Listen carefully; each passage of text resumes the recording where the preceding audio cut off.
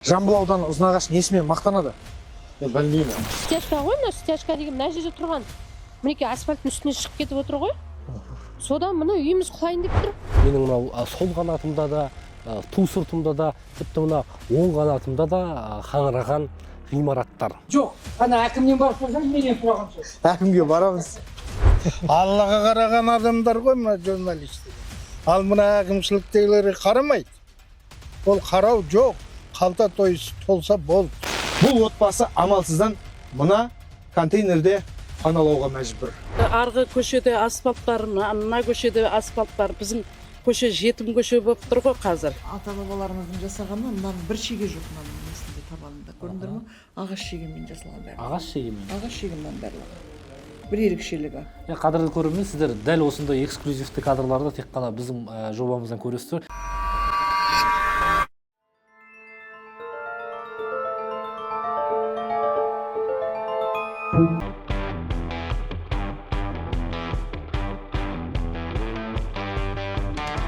Ассалаумағалейкум, қымбатты көрермендер. Біз бүгін ақындар мен батырлардың еліндеміз. Бұл өлкеде Қарасай, Наурызбай, Сұраншы, Саурық секілді бақтырлар, сонымен қатар Сүйінбай, Жамбыл, Есенқұл сынды ақындар өмірге келген. Бұл ауданда ақ пен қарасы бары анық. Бірақ ағы басын ба, қарасы басын ба, оны алда көре жатарымыз. Бізді жоғалтып алмас үшін қадірлі ағайын арнамызға жазылып қойыңыздар. Керемет бағдарлама болады. Кеттік. Ал, сәттілік. Қарасаймен таңғалаудан, Сүйінбаймен ән жыраудан, ол тарихта мәңгі қалған, мәңгі қалған. Аудан 1928 жылы құрылған, орталығы Ұзынағаш ауылы. Жалпы 24 ауылдық округте 61 ауыл бар. 2023 жылғы санақ бойынша ауданда 168.019 адам тұрады. Жер көлемі 19,3 мың шақырымды құрайды. Сұңқарлар ұшып, сұлтандар жүріп, өскен жер, қалмақты қолғып, жоңғарды қырғып, балалар қанын төккен жер.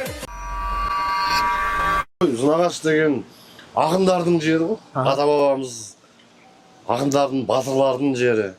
Ұзынағаш деп сол сөйтіп мақтанады. Ақындар мен батырлардың жері. Ұзынағаштың халқының негізгі тыныс тіршілігі қандай?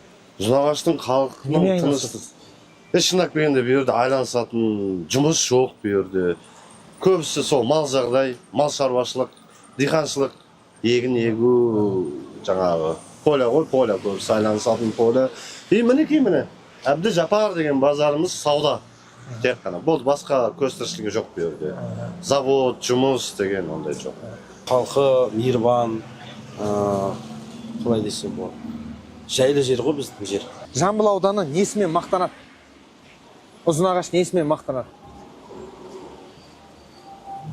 Тазалығымен, несімен мақтанады? Тазалығымен, жалпы бұл жақтың халқы немен айналысады көбісі? Жер шаруашылығы, мал шаруашылығы, егін шаруашылығы? Мал, егін солмен айналысады. Жамбыл ауданы Ұзынағаш несімен мақтанады? Мен білмеймін. Бұл жақтың халқы немен күн көреді? Обычно немен айналысады? Шаруашылықпен? Қандай шаруашылық? Жермен, малымен, бәрімен айланысады. Бәрі бар ғой бізде. Не жоқ? Ұзынағашта бәрі бар. Жоқ, ана әкімнен барып тұрсаң, менен сұраған сөз. Әкімге барамыз. Аудан тұрғындары арнайы хат жазып, бізді шақырғандағы мәселесі электр тапшылығы екен. Айтуларынша жарық жиі өшіп, тіпті кей-кейде арнайы уақыт аралығында ғана берілетін көрінеді. Трансформатордың иесі бар. Қосам десе қосады, өшірем десе өшіреді. Енді жекеше болып тұр ғой, жекешенің аты жекеше. Рас па? Оны жетістіріп, не де жетпейді. Напряжение де жетпейді. Сығырайған күн айтыр. Бұрынғы қазақтың күні жақсы екен. Майшаммен отырсаң да бір қалып. Мынауың жылт етеді, бұрс етеді, жылт етеді, өшеді, жанады, сондай жағдай. Аталған сауалды аудан әкіміне қойғанымызда жарық мәселесі барын жасырып қалмады. Дегенмен де күнделікті біздің тыныс тіршілігімізде энергия тапшылығын жоқ емес сезініп жүрміз. Жалпы ауданда бар ғой ондай. Әрине, себебі байқап кірсеңіздер де осы аудан жұртшылығы да осы қашан Ұзынағаш қала статусын алады деген сұрақтар көтеріледі. мен айтам, міндетті түрде боламыз ол уақыттың еншісінде. Бірақ оға дейін де дайындық жұмыстарын көптеп жүргізуіміз керекпіз. Естіп жатқан шығарсыздар, референдумға дайындық бағытында. Себебі бізге тікелей байланысты көбіне көп көтеріліп жатқан осы енді қарастырылып жатыр. Қазіргі бірінші этапта енді халықтың қай деңгейде қолдау мақсатында жасалынып жатқан референдум. Оның ішінде қарастырылып жатқан біздің ауданның елді мекенінде бар, Үлкен деген елді мекен бар. Шекарлас ауыл, Ол жоқ, тікелей біздің ауданға, Алматы облысына тиесілі, Жамбыл ауданында шалғай жатқан округ, әрине. Бұрынғы Совет одағы кезінде үлкен жобалардың жоспары әзірленіп, сол уақытта сол жерде бас жоспарға сәйкес 25 мың халыққа арналған елді мекен деп құрылған болатын. Қазіргі күнде 2 мыңға жуық халық тұрады, сондағы күнделікті мұны президентіміздің жолдауынан кейін осы өздеріңіз сияқты бұқаралық ақпарат құралдарының қызығушылығы өте көп қазір. Оның ішінде біздің ауданға қаншама не беріп жатырмыз, жаңа сұхбат. Соның ішінде енді әрине халық, қайталап айтам, бірінші өз таңдауын халық жасайды. Аудан әкімі айтып өткен Үлкен ауылы Жамбыл ауданына қарасты әкімшілік бөлініс. Республикамызда 6 қазан күні өтетін жалпыұлттық референдумда АЭС салу халық тарапынан қолдау тапса, дәл осы өңірге атом станциясы салынуы мүмкін. Қадірлі ағайын, біз дәл қазір Алматыдан небәрі 400 шақырым жердегі Үлкен ауылына келдік. Бұл ауылдың тарихы да ерек. Негізінен осыдан 40 жыл бұрын Үлкен Қазақстандағы энергия қажеттілігін өтеп, тапшылықты жою мақсатында құрылған. Сол кезеңде 10 мыңға жуық тұрғын осы жерді мекендесе, бүгінде соның 1700 ғана бар екен. Ендеше Үлкен ауылдың тыныс-тіршілігімен таныс болайық. Қалалық типтегі ауыл Алматы облысының картасында 1984 жылы пайда болды. Ол Алматыдан 400 шақырым қашықтықта орналасқан. 1986 жылы Жамбыл облысы Мойынқұм ауданының құрамынан бөлініп, Алматы облысы Күрті ауданына берілді. Сол кезде ауылға Үлкен деген атау қойылған. Ауыл кейіннен Жамбыл облысына қарасты әкімшілік бөлініске қосылды. Әу баста 25 мың тұрғынға шақталып есептелген. Ауылдың тай қазаны қайнап тұрған шақта 10 мыңға жуық адам өмір сүріпті. Кейіннен тұрғындардың дені үйін тастап көшіп кеткен. Вот когда строили этот РЭС, тут сколько населения было же. Тут и командировочные были, и все были. Ну вот где-то 7,5 тысяч было населения тут. Вот эти все помещения же все заняты были. А сейчас все как после войны. Шел развал, работы не стало. Люди начали уезжать, побросали все. Даже очередь были здесь? Да, очередь была, это, на квартиры тут было. Вон малосемейки, там 2 девятиэтажки. Лифты работало, все работало. Потом уехали, отключали и воду нам, и свет отключали. Потом вот эти вот все деревянное сжигали, отоплялись, грелись мы. Үлкен Қазақстандағы ең жас ауылдардың санатына жатқызылады. Енді ауыл деп айтуға қымсынасың, өйткені биік ғимараттар бой көтерген. 1970 жылдардың соңы мен 1980 жылдардың басында осы өлкеде тіршілік барынша жанданған деседі. Осы ғимараттарда үй алу үшін қаншама адам кезекте тұрыпты. Қазіргі жайкені өздеріңіз көріп тұрсыздар. Менің мынау сол қанатымда да, ту сыртымда да, тіпті мына оң қанатымда да қаңыраған ғимараттар.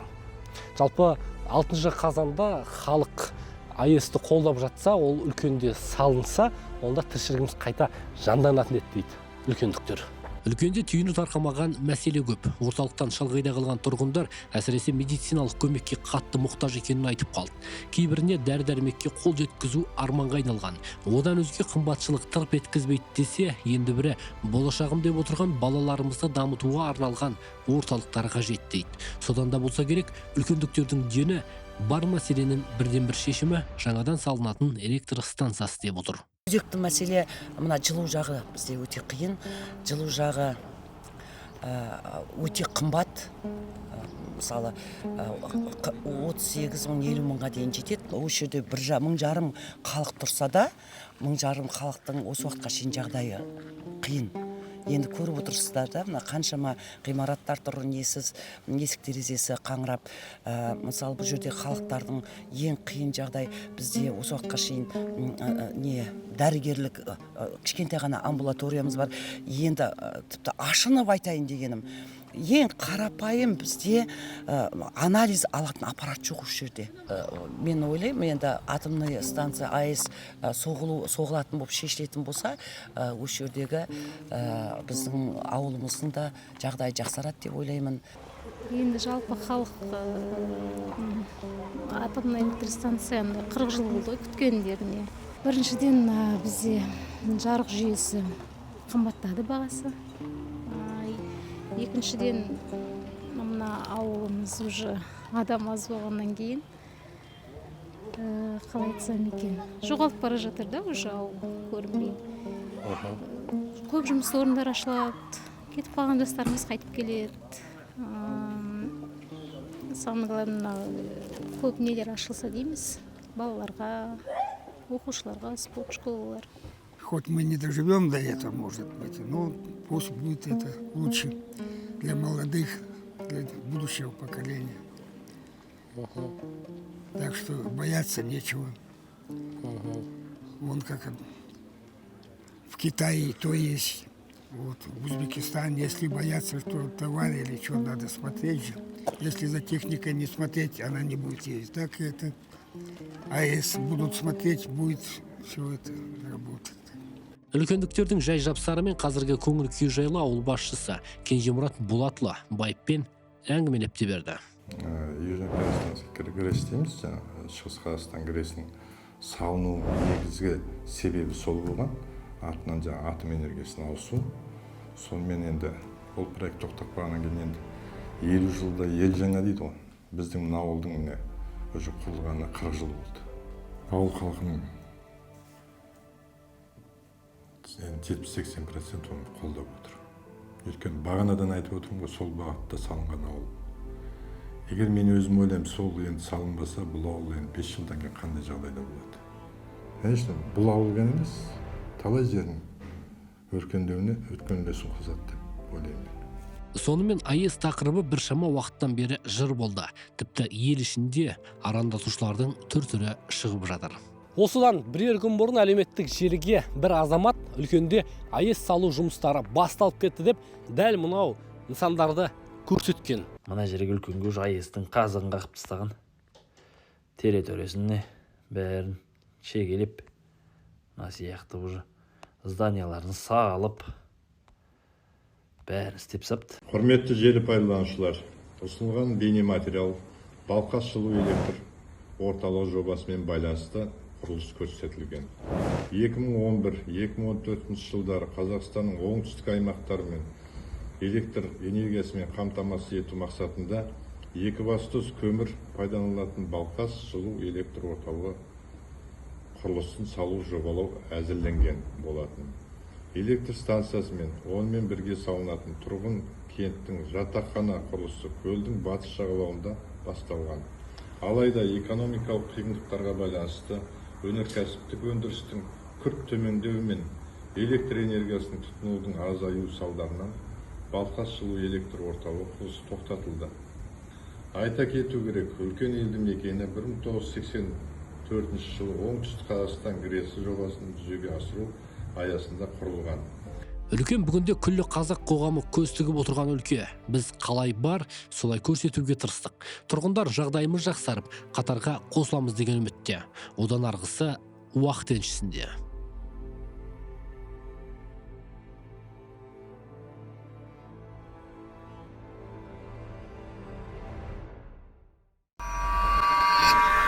Көшелердің жолы, ол енді барлық жерде сондай шығар.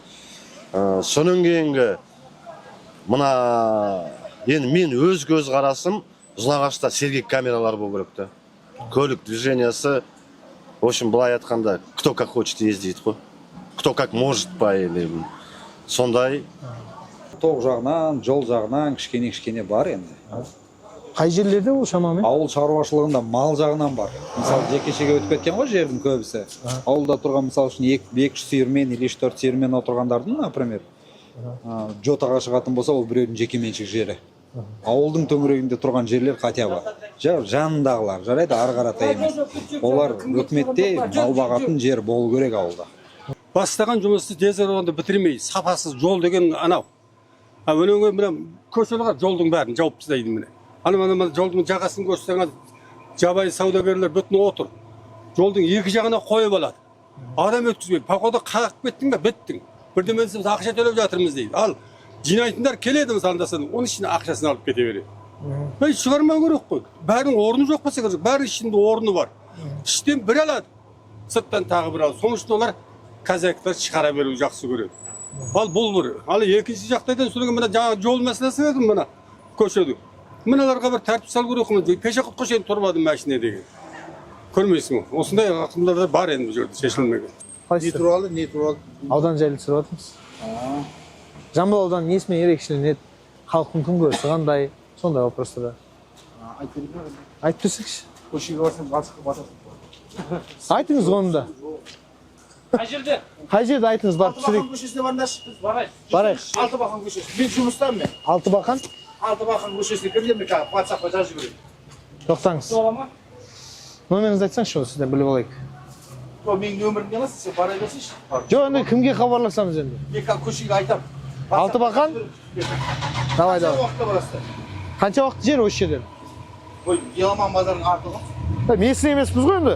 Еламан базары бар ғой, Жамбыл ата бар ғой, Алматы жатқанда ғой. Иә? Одан былай оңға бұрыласың. Ол жақта не жоқ, қандай проблема? Жол жоқ. Ага. Өкіметтің светі тартылған жол жоқ. Болды, хорошо. Келіс. YouTube канал ма? Иә. YouTube канал ғой. Несімен мақтанады Жамбыл? Қатты ондай айтатындар білесің ғой, халықтың қазіргі қоғамның қалай біздің кішкене төмендеп кеткенімізді шын айтқанда. Тұрып айтсаңшы енді аға. Әйтпесе бәрі бар бізде. Бәрі бар, иә? Бәрі бар. Біздің енді өзіміздің анау дейміз, мынау дейміз, қазір жаңа үкіметті жамандап, мен қатысым жоқ ешқандай. Мемлекеттік қызметкер емеспін, бірақ біздің жамандайтын жағдайда емеспіз қазір. Ең жақсы осы бір дамитын кезіміз осы. Өзіміздің қолымыздан келмей жатқан шығар шынап келгенде. Біз енді ана құмар болып кеттік қой. Бір нәрсені аламызда жамандай сауға, ала сауға бүйтіп кесігімізді іздеу үшін айтқандашы. Ондай емеспіз. Жақсы бәрі. Жалпы осы біздің Қазақстанда қандай өзгеріс болғанын қалайтын едіңіз? Не болғанын өзгеріс болғанда арманыңыз, ниетіңіз болашаққа деген? менің қалайтыным жаңа біздің енді халықтың қазіргі жағдайы, материал жағдайға көп бөлініп кеткен ғой. Рухани дамуымыз керек біз. Рухани білім алуымыз керек. Шайды керек қой, білім жоқ. Төменбіз. Мойындау керек болды, сол. Не істейміз, үй қойымыз, әкімшілікке барайық деді. Мен қазір жазып жібердім мен. Көшелерге ше. Мына кісілер барса шықыңдар деп ше. Сіздерге айтады жағдайларын.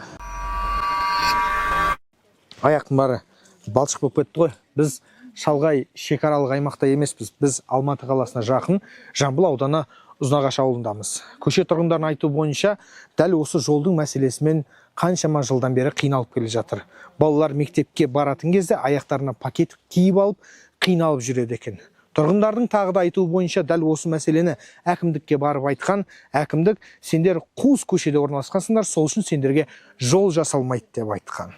Дәл осы мәселені аудан басшыларына үлкен сын деп ойлаймын. Және осы мәселені қалай шешеді екен? Көрейік. Жақсы жігіттерге қапты ғой. Бұл көшеген жақсы орнайды ғой. Амансыз ба? Аман бәке, айналып. Енді сендер асфальт деген қуанып кетпейсіз бе енді? Қуайтмай. Рас ей, міне, неше жыл бол, 10 жыл көшіп келдім осында. Міне, тура болото. Балаларға да оба.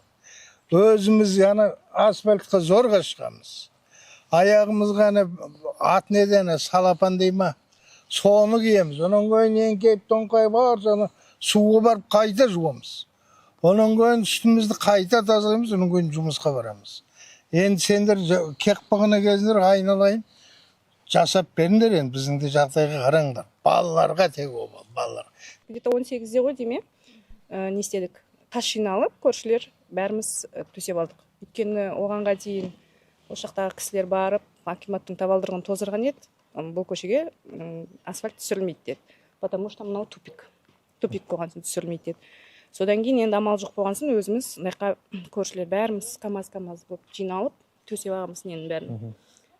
Осы жылдың жазында мынаяққа су түсірді. Көріп тұрсыздар ғой. Бұғанға дейін су жоқ ешкімде. Бізде су неден? скважина. Каждыйымыз өзіміз қазып алдық. И то ол 18 метр ма сондайдан шығады.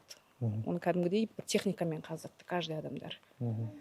Су келді, бірақ әлі су берілген жоқ. Біріншіден мына суды қазды, содан кейін барып, тағы да келіп, одан кейін мына шлангын тастады. 2 рет қазып кетті.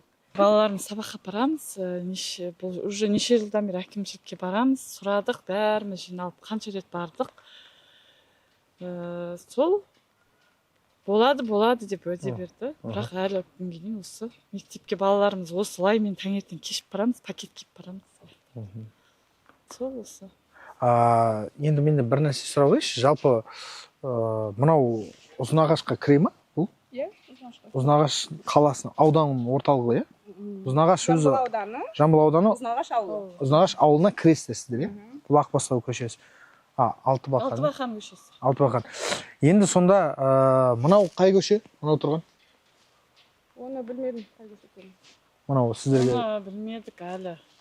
перпендикулярно тұрған. Мынау Алтыбақан аяғына шейін. Жарты жолында ары қаратай уже бар асфальт.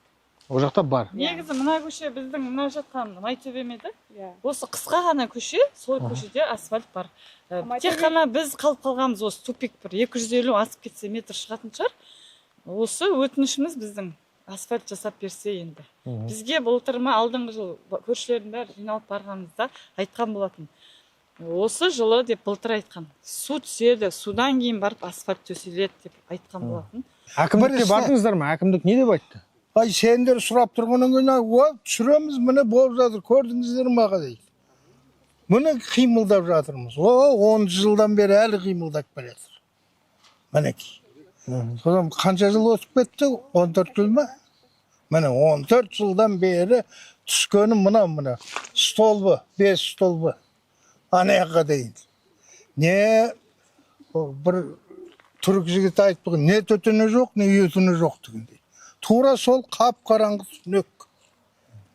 Мұны құлақ беген балалардікі міне. Қараңғыда балалар ойнайды да, кішкене бір-біріне неғіп болады, құлайды, балшық болады.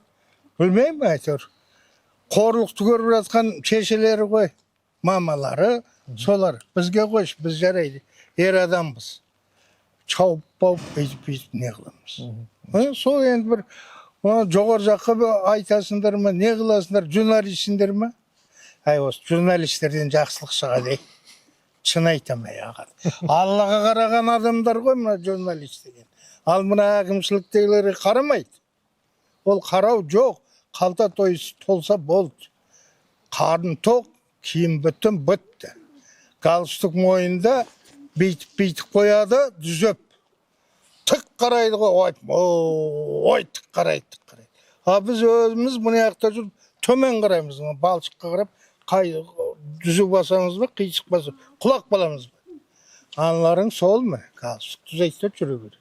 Арғы көшеде асфальт бар, мына көшеде асфальт бар. Біздің көше жетім көше болып тұр ғой қазір. Иә, барлық адамдарға қиын әзір. Мына жағдайда балшықтан шыға алмаймыз. Цивилизованный заманда мынандай балшықтан көшеге шығудың өзі ұят негізінде. Қаншама бала баратына көшеден шығады. Олардың өзі балшықпен аяқтары батып, мектепке кіруге де ұят шығар. Өлең сөздің даңғылы бар қазақтың Жамбылы дейді қазақ, Жамбыл Жабаевты. Дәл осы Жамбыл ауданының негізгі атауының шығу тарихы да осы айтыскер ақынымызға қазақтың халық ақыны Жамбыл Жабаевқа арналған. Бүгін Жамбыл ауылындамыз, бізбен бірге болыңыздар. Бұл үй негізден Жамбыл атамыз өзі тұрған үйі. Өмірінің соңғы жылдары 1938 жылы мен 1945 жылдың аралығында 7 жыл тұрған. 1938 жылы Жамбыл атамыздың 92 жасында ақындық шығармашылығының 75 жылдық тойланған. Сол кезде өзіміздің Қазақстан үкіметі осы 12 бөлме үйді салып берген екен. Енді мына келген көрермендердің жаңағы қалай айтсақ болады, кішкене атаның кезіндегі сапар шексін деген оймен бұл бөлменің 5 бөлмесі сол күйінде қалған екен. 5 бөлмесі, иә? Мынау жатын бөлмесі атаның өзінің. Бүйтейік, енді бұл жаққа кірейік, аяқ киімдері тұр. Мәсісі, кебісі. Енді кебіс дейді. Қазір галош деп атап жүрген, галошын резиновый, мынау енді таза жаңағы былғардан жасалған. Бұның енді бір ерекшелігі мынандай екен, ол кездегі ата-бабаларымыздың жасағаны мынаның бір шеге жоқ, мынаның несінде табанында. Көрдіңдер ме? Ағаш шегемен жасалған барлығы. Ағаш шегемен? Ағаш шеге мынаның барлығы. бір ерекшелігі. Қадірлі көрермен, сіздер дәл осындай эксклюзивті кадрларды тек қана біздің жобамыздан көресіздер. 1937 жылы Жамбыл ата Грузияға барады. Грузияның атақты ақыны Шота Руставелидің жолбарыс терісін жамылған Батыр атты поэмасының 750 жылына барады. Сол кезде өзінің әдеби хатшысы Тайжарухтан алып берген таяқ екен. Бұл таяқтың да енді 37 жылдан бері қарап есептей беріңіздер қанша жыл өткенін. Ол кісіде бала болған кезінде, ол кезде енді мектеп жоқ. Мектеп болмағаннан кейін мұғалім қайдан болсын. Ол кезде мектебі, медресе, дала мектебі, енді ол жағы байдың балалары әрине медреседе, Жамбыл атамыз сол дала мектебінде олардан дәріс алған екен. Енді осы қазір былайша айтқанда, біздше айтқанда хат танымаған екен, жазып сыз алмаған, бірақ енді өзінің өмірлік серігі домбыра жайлы бір шумақ өлеңде былай деп жырлайды. Сия сауыт қаламсыз ой қозған домбыра, дәптер кітап қағазсыз сөз қозған домбыра деп жырлаған екен. Дәптерімде, қаламымда домбырам деп. Енді 1936 жылы осы Мәскеуге барды дедім ғой, соның алдына 34 жылдан бастап Жамбыл атамыздың өлеңдерін жазып алуға өзіміздің Қазақстанның белгілі ақын жазушыларын әдеби хатшы етіп тағайындаған екен. Әбділда Тәжібаев, Ғали Урманов, Тайыр Жароков, Қалмақан Әбдіқадыров, Қасым Тоғызақтар болған. Және де өзінің жаңағы қазақ тілінен орыс тіліне аударған Павел Кузнецов деген кісіні орыс аудармашысы болған екен, мынау астында тұрған. Сол кісі 1941 жылға шейін атаның өлеңдерін аударып отырған.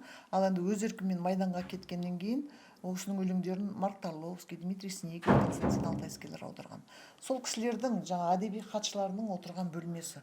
Бұл жерде де не тұр, қалай тұр, солай тұр.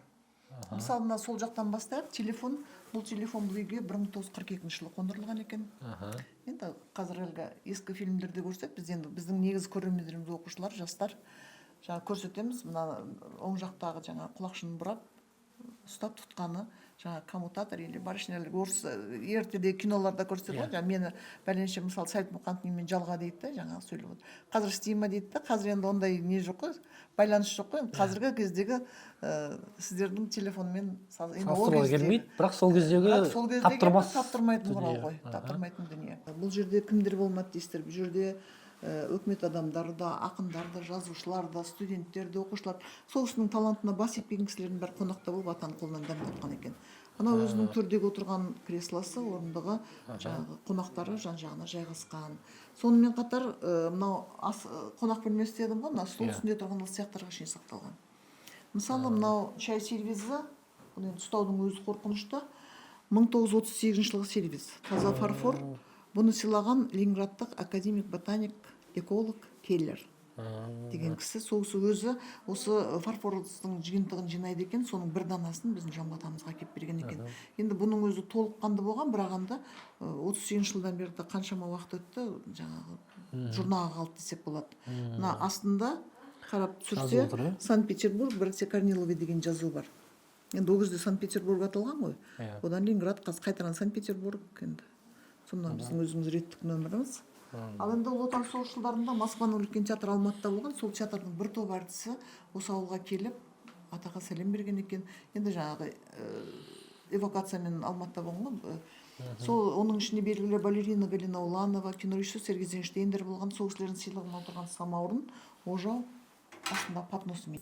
Жамбыл музейі туралы әңгіме басталған тұста біз эксклюзивті кадрларға әлде кезігіміз деген болатынбыз. Соның бірі міне менің жанымда тұрған автокөлікпен Жамбыл атамыздың өзі әрлі-берлі жаңағы сапарларға шыққан десет. Бұл да сол көненің көзіндей күні бүгінге дейін сақталып тұр. Тіпті сенсеңіздер, бұл көлік әлі әрлі-берлі қозғалуға жарап тұр екен. Қазір түсіріп алыңдар, содан кейін қайтадан жауап беремін, негізі кіргізбейміз да ішіне. Себебі мына есікті ашып кіргізсең, ашып қойған кезіміз болды. Келген кісілер есігін ашып сындырып тастады несін бәрін. Содан кейін ашпайтын болдық, мына мен жауап тастаймыз. Тарихын айтсаңыз енді бұның. Бұл енді 1938 жылы жаңа айтып кеттім, атаның ақындық шығармашылығының 75 жылдығы тойланып, сол кезде Жамбыл атамызға 12 бөлмелі үй салып берді. Сонымен қатар осы МК Емір маркалы автокөлік сыйлаған. Бұның енді о бастағы қара түсі қара көк болған екен, машина. Бірақ енді кейіннен, енді ол темірде тозады ғой. 2008 жылы қайтарған жөндеу, толықтай жөндеу жұмысы мынандай көк түске боялды, және де жүретіндей қалып қойыңыз. Енді қазір маян қойса, бұл машина жүріп тұр. бірақ бір екі кішкене жөндеуді қажет ететін шығар деп қоямын. Сол өзінің жүргізушілері болған, екі кісі болған жүргізушісі Григорий Баженов деген кісі, және осы ауылдың ағайындас кісі Нағашбек деген атамыз болған. Сол кісілер атаны ары бері тасымалдап осы машинеге салып. Алматының ішінде. Бір жылы фундаментін, бір жылы полын, бір жыл қабырғасын, бір жыл шипырын дегендей сөйтіп жасадық қой шатырын. Сөйтіп 11 жылдан бері тұрған үй қирамайды да. Осы мынау су келді, мынау бізге водоканал. Сол келеді, суды қалай болса солай жасап кеткен, су келгеніне мәз болып қуанып отырсақ, олар алды да сонымен неғылды, су жарылады ана жерден. Сөйтеді да ол колодцты айналып, мына есіктің алдын бәрін су шайып кетіп, бір күнде мінекей мынау нені стяжка ғой, мына стяжка деген мына жерде тұрған. Мінекей асфальттың үстіне шығып кетіп отыр ғой. Содан мына үйіміз құлайын деп тұр. Аудан әкімге бардық, округ әкімге бардық, мойындамайды, өздерің кінәларын дейді. Не экспертиза шақырмайды, өздерің шақырыңдар. Не үшін өздерің кінәларын? Экспертиза біз қайтып шақырамыз? Үйдің ішіне су жарылып жатқан жоқ қой, көшеден жарылып жатыр ғой. Мердігер компанияның қателігінен дәл осындай мәселеге тап болдық дейді. Мен тұрған үйдің иесі. Міне стеналар шытынап жатыр. Бұл өте қауіпті. Мына қандай жағдай міне? Бірінші осы кіреберіс есік алдынан бастап не қылды ғой мұны? Қарамайсыздар ма? Қандай? Ана жерді қараңыздар ана. Ол стройкадан емес, стройкадан болса былай кетпейді. Мына есік алдынан басталды мінекей. Мына жерді алып кетті мінекей. Міне. Біз не істейміз, балалар аяғын қаламыз. Мынаның бәрі қисайып жатыр мінекей. Міне. Осы жерден бастап тұр ғой, мына колодцтың мінекей мына жерден бастап. Колодцтың солып кеткен жері ғой, мына. Осыдан бастап үйді енді бұрышқа тартып алып кетіп тұр ғой.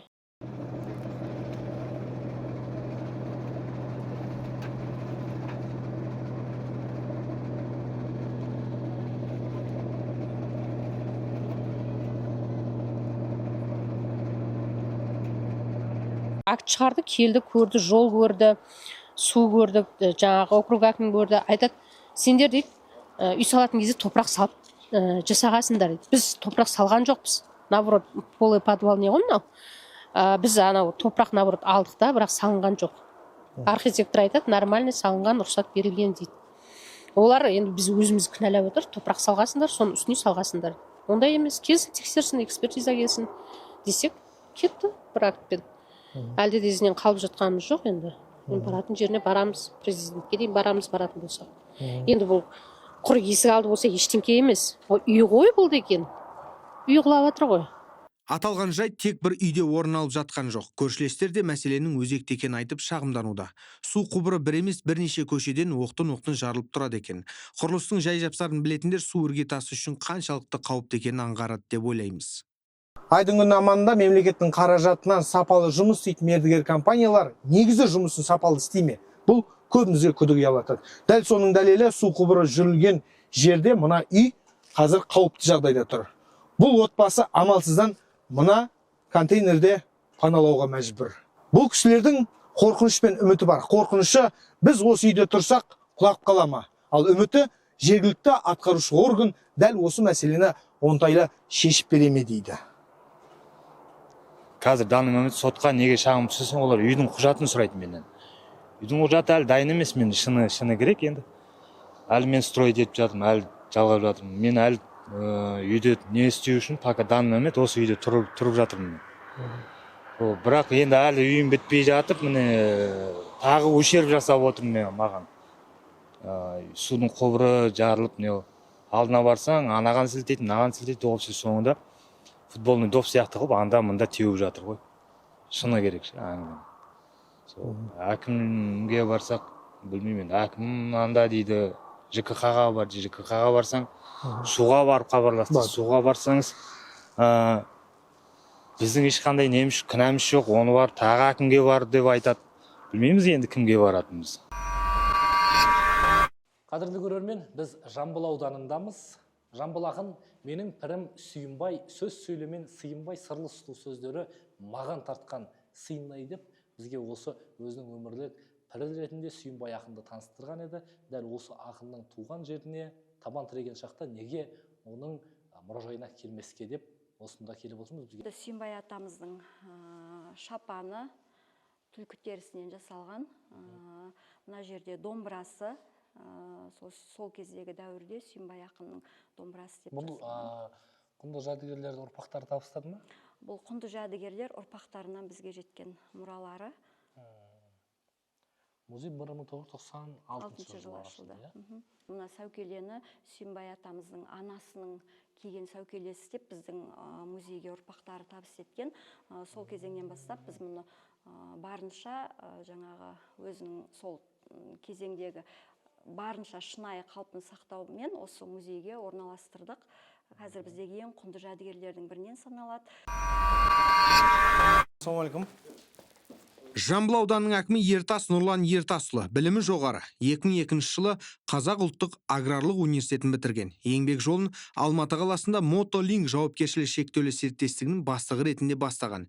2015 жылдың ақпан айында Жамбыл ауданы әкімінің орынбасары қызметін атқарса, 2021 жылдан бастап Алматы облысы Жамбыл ауданының әкімі. Жалпы Жамбыл ауданы дегенде сіздің есіңізге ең бірінші не оралады, аудан несімен мақтанады деген? Жалпы өздеріңіз байқасаңыздар, шекараға кірген бетте ақындар мен батырлар елі деп жазылып тұр шекарамызда. Тарихы үлкен, сонау 1928 жыл официально айтылады, бірақ тарихы бұдан да тереңде жатқан аудан. Енді батырларымыз жоғымыз қазір осы өз заманының батырлары жоғымыз бар ғой. Еңбекпен дәлелдеп атқан, басқа да басқа. Енді көбіне көп осы ақындықтарды ары қарай тәрбиелеп өсіру. Біздің бір үлкен ақынымыз айтқан екен, ақын болып тумаса, ақынды жасауымыз керек деп.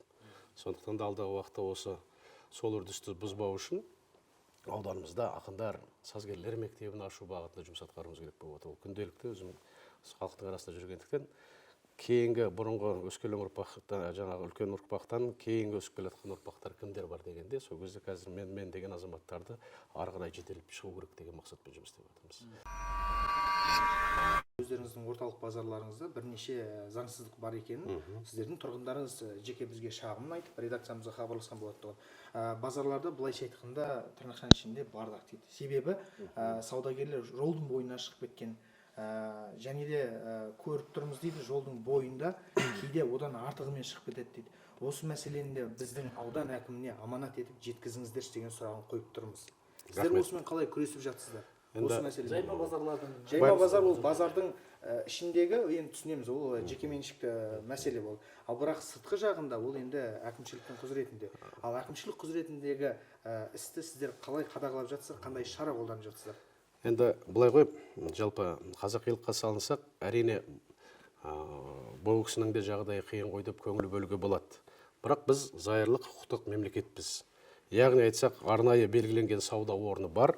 Сол жердегі, мысалы, біздің Ұзынағаштағы орталық жаңағы сауда орнына баратын болсаңыздар, жаңа сіз айтқан кемшіліктер жоқ емес бар. Қаншама рейд жүргізіледі, осында ол кісілердің өздері қаншалықты жиналып келді. Мен де бала тәрбиесімен айналысып отырмын, өз нәпақамды тауып отырмын осы арқылы. Бірақ ішіндегі отырған саудагерлер біз заңды тіркеліп отырып, ақшамызды жаңа сіз айтқандай салығымызды төлеп отырып, сол сауда жасаушы бізге дейін жетпей, ортадағы мына жабайы сауда деп отырсыздар ғой, сол жабайы саудадан саудасын жасайды да, сонда біз өз күнімізді қалай көруіміз керек деп сұрақтарды көп көтеріп. Сондықтан да арнайы жаңағы базардың иелерімен сөйлесіп, қазір сізде байқасаңыздар, базардың ішінде үлкен жабық қысы жазы мүмкіндігі болатындай жаңа сауда жүргізетіндей үлкен алаңдар салдыртып жатырмыз. Келісім ретінде. Себебі ондай болмаса, жоқ, өзінің жекеменшік өз есебінен, себебі ол деген жаңа заңдылық бойынша, мысалы 200 сауда орны болатын болса, соның жартысындай тұрағы болу керек көлік үшін. Қазір байқасаңыз, бізде көліктің тұрағы жоқ, сол себептен кептелістер пайда болады. Сондықтан да біз заң аясында жеткізіп жатырмыз жаңағы бизнес субъектісіне. Сіз міндеттісіз өзіңіздің қол жаңағы жұмыс істеп отырған рынок дейміз ғой, базардағы саудагерлерге жағдай жасау үшін. Түбінде жаңағы үлкен сауда орындарын жасап, сырттағы тұрған жаңа жабайы сауда деп отқан азаматтарға біз түсіндірме ретінде жұмысын жүргізіп, мына жерде алаң салынып жатыр, сол жерде қол жетімді бағамен жаңағы орнын ала аласыз дегендей. Одан бөлек бізде көлікті тізгіндейтін азаматтар тәртіпті жиі бұзады дейді. Бізге жаңағы камералар керек дейді. Себебі камералы болса тәртіп болады дейді. Ал сіздерді біз есептеп шықса, камераларыңыз аса бір көп емес екен. Ал осы мәселе бойынша қандай жұмыстар атқарылып жатыр? күнделікті көтеріліп жүрген сұрақ жақсы сұрақ. Енді мысалға айтайын, мен сізге мына қазір облыста управление цифровизации деген басқарма құрылған, цифрландыру. Сол бойынша біздің ауданға осы 2 жылдың ішінде 800 камераны орнатып жоспарланған, соның 400-і бүгінгі күнде орнатылды. Нақты іске әлі қосылу, жаңа пусконаладка дейміз ғой, сондайлар жұмыстарын жүргізіп жатыр. Бірақ 800 камера, оның ішінде осы аудан орталық Ұзынағашқа, Ұзынағаштан бөлек жанымызда тұрған үлкен ірі елді мекен, Қарғалы елді мекендеріне бағытталып отыр.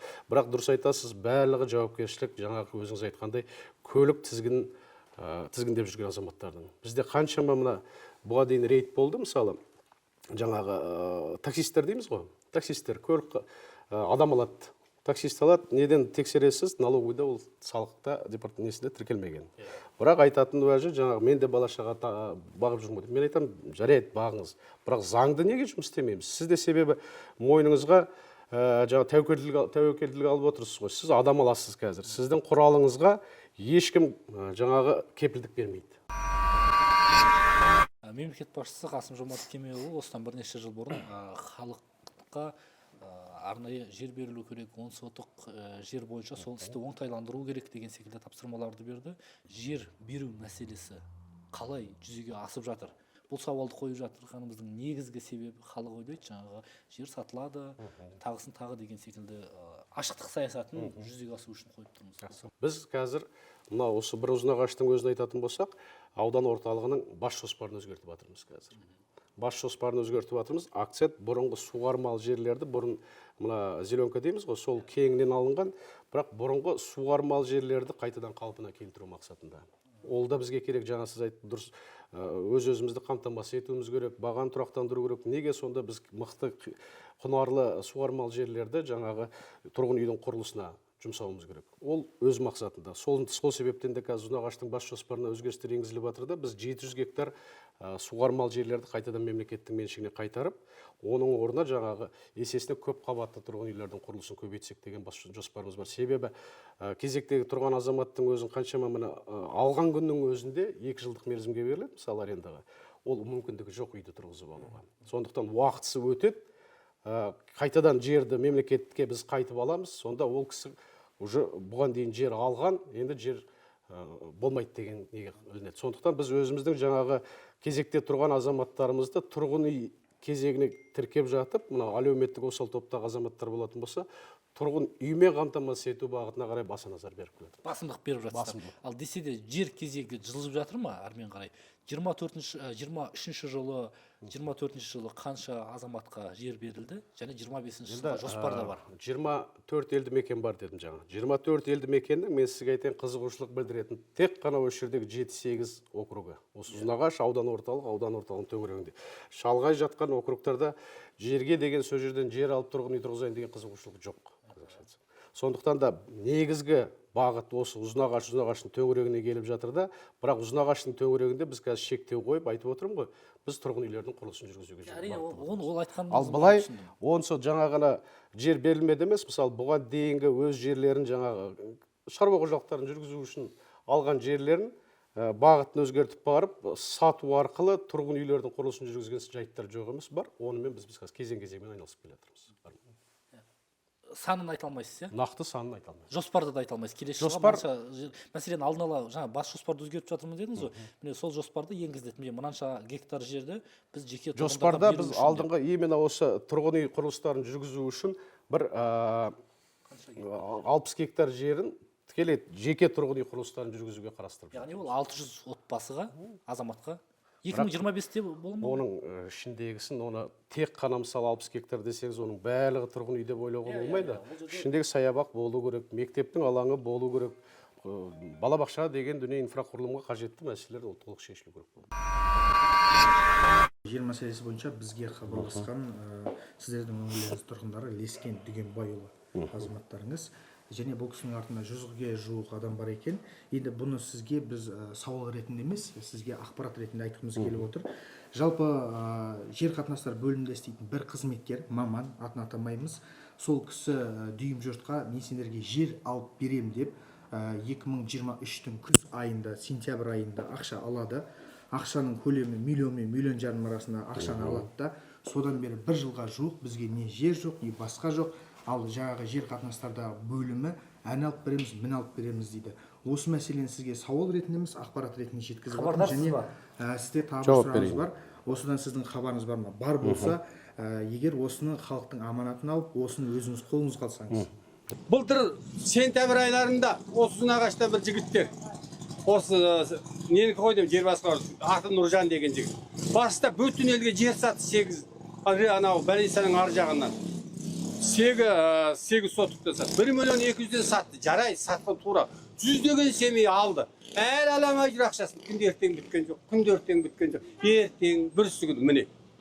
Сұмдық. Оның ішінде мен де бар. Мен де қарыздан бір жер алғам. Балаларым квартирада жүр. Оны саламыз міне қыс түстәбіл. Әлі жоқ ақша. Бұл не деген сұмдық? Ол қай жерде еді? Осы Ұзынағаштікі. Ана бір адам деп қойды Бәлиса. Соның ар жағынан жер берген. Ол біз бір бен емес, жүздей адамға берген. Әлі шешілмей жатыр.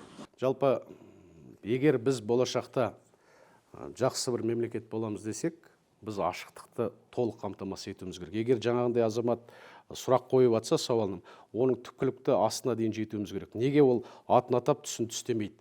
Оған дейін ол атын атамайынша оған шара көрінбейді. Егер ол аты аталып, мынандай нақты дәлелді факторлар болды десе, неге біздің құзырлы мекемелер жұмыс істемеу керек?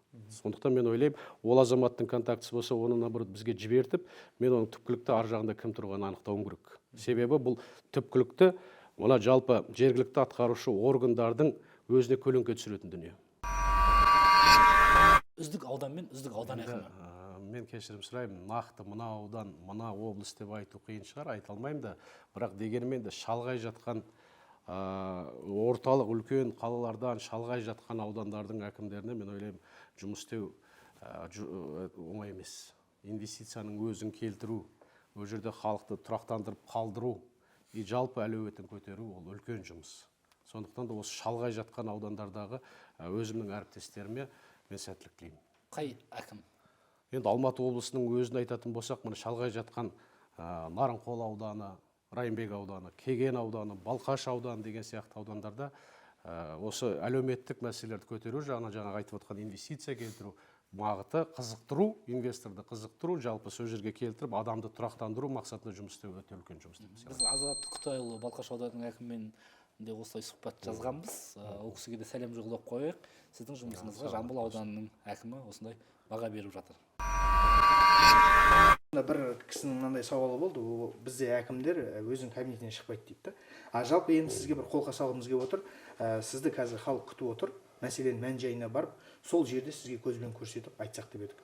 Рұқсат болса барсақ бола ма? Жоқ, барайық. Ол әрине ол біз бірінші кезекте мен осы бұқаралық ақпарат құралдарымен сөйлескенде де бірінші кезекте сіздің көтеріп жатқан мәселеңіз ол сырттық емес, ол біздікі. Ол біздікі. Сондықтан да жаңағы сіз айтқандай кейбіреулер біліп, кейбіреулер білмей жатып, жалпы айтқанда менде мақсат жоқ қой, бәріне бірдей жағу. Маған өзіме белгіленген уақытта қолымнан келгенше өзімнің тәжірибеме сүйеніп отырып, мүмкіндігінше осы елдің, яғни айтсақ сіздің жаңа айтқанда елді мекеннің өзін алатын болсақ, сонда мүмкіндігінше жаңағы оңтайлы жағдай жасау. Уақытыңызды алмай сол жаққа барсақ? Барайық, қазір қай уақытта біз? Қазір жаңағы мәселе болып жатыр, жаңағы жерде. Мен 15 минуттан кейін сол жерде болам. Қазір тығыз қолымды қойып беріп кетейін қағаздарға. Мен сол жерде сіздермен кездесемін. Біз сіздің уақытыңызды алмай, сізді күтіп тұрсақ, сіздің қызмет көлігіңізде тағы сұрақтарымызды қойып барсақ рұқсат па? Жолай? Пожалуйста. Халықпен кездескенде, мысалы, экономика мынандай пайызға өсті, мынандай жетістікке жеттік деп мен айтпаймын. Халыққа қол жетімді, түсінікті тілде жеткізу үшін, мысалы, айтамыз. Біздің, мысалы, бұған дейінгі өзіміздің бәріміз салық төлеушіміз, салық есебінен ауданның мүмкіндігі 17 миллиард болған. Кіріс бөлігі. Шығыс бөлігі анағұрлым көп, себебі біз дотацияда отырған ауданбыз. Біз өзіміздің тапқан табысымыздан жұмсайтын ақшамыз түсінікті болу үшін анағұрлым көп. Сондықтан жаңа мен сізге сұрақ ретінде қойсаңыз болады деп, мысалы 21 жылы мен неге келгенде 17 миллиард болса біздің табыс көлеміміз. Қазір нақтылап айтсақ, біз 23 миллиардқа жұмыс істеп жатырмыз.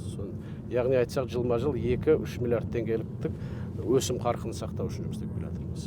Ол да біз үшін қазір енді кейбір мысалы көршілес жатқан аудандарда жаңағы өнеркәсібі мықты дамыған аудандарда бұл тиын болып саналуы мүмкін, бірақ біз сияқты аграрлық ауыл шаруашылық аудандарға бұл да кәдімгі ақша. Нұрлан Ерташұлы, жалпы президентіміз айтты ғой, өзінің жолдауында да айтты, үкімет пен әкімдік негізі осы әлеуметтік экономиканы көрсетуге ықпал ету керек, және бірінші приоритеттегі жұмыс сол болу керек деді ғой. Енді мемлекеттің қаражатын жұмсау, оны орынды жұмсау, ол әрине былайша айтқанда жоспарлы түрдегі жұмыс. Ал мемлекеттің қаражатын сіз без бюджета дейді ғой, сіз не істедіңіз ауданда? Бір мақтан тұтатын, болашақта ел мақтанатындай, жалпы осы мемлекеттен бір тиын ақша алмай, осы нәрсені жасадым. Алла қаласа бұл еліміздің болашағы үшін үлкен нәтиже береді дегендей. Сіз сұрақты жақсы қойып жатырсыз. Нақты өзіңнің істегеніңді айттып, мен енді ол жалғыз өзім ғана жасап жатқан тірлік емес. Барлығы осы жердегі осы бағытта жұмыс істеп жатқан азаматтардың ортақ жұмысының есебі деп айтам. Себебі жаңағы айттым, 300 миллиардтан астам инвестицияның пакет қазір құрылды. Ол жерде бюджеттің шығысы жоқ. Ол тек қана жаңағы жеке инвесторлардың өзінің қаржысы есебінен жасалынғалы жатқан проектлер. Нәтижесінде бұл үй апаттық жағдайда екен табылатын болса, қандай іс-әрекеттер болады? Қазақстанның заңдылығына сәйкес жүзеге асырылатын болады. Арнайы мамандардың жаңағы қорытындысы алынып отырып, үй деген авариялық болса, қазір реновация программасы жүріп жатыр, болмаса қосымша басқа бағдарламалар арасында қарастырылатын болады. Ал мәселе су құбырынан болатын болса? Дәлелденсін. Әрине, ондай да факторлар болу мүмкін емес деп айтып тұрған жоқпын. Барлық себеп салдары толық жан-жақты қаралсын. Жан-жақты қаралсын. Мамандарды қатыстырып отыр. Основной косяк мына үй. Мынау бер жағы пристройка. Мынаның барлығы мынадан бастап былай қарай осыдан топырақтан алынған насыпной грунт. Мынаның барлығы насыпной грунт. Өйткені мына барлығы бір деңгейде жатқан ана көршінің участогында ондай насыпной грунт жоқ. Көршінің участогы естествен өкілімен кеткен. Мынаның барлығы былай қарай насыпной грунт. Мынаның бәрі сол үшін түсіп жатыр. Мына жерге біз акт визуального осмотра жасағанбыз бұл үйге біз келіп. Жасалғанда бұл үй баяғыдан бері осылай тұр. Мынау сізде пристройкаңыз. Сіздің барлығы көріп тұрсыз ғой, бәрі срезка жасап салғансыз. Өйткені ана көрші участокта сізде ондай срезка жоқ. Бәрі естествен уклонмен келген. Мынаның барлығы мына жерде насыпной грунт, мынаның барлығы тұрған жерінде. Келген жоқ емес, мен бұл жерге біз комиссионна келгенбіз. Жалғыз емес, комиссионна келгенбіз бұл үйге. Қымбатты көрермен, ауданның ағын сіздерге, қарасын әкімге жеткіздік. Ал әкімнің берген жауабын ақпа, қарама, өздеріңіз шешіңіздер. Бағдарламамыз бұнымен аяқталған жоқ. Тіпті Жамбыл ауданында қажет болса тағы да кездесеміз. Өздеріңіздің өзекті мәселелеріңіз болса, редакцияға хабарласуды ұмытпаңыздар. Ал біз ақ-қара деп тағы бір ауданға сапарымызды жалғастырамыз. Келесі кездескенше қош, сау болыңыздар.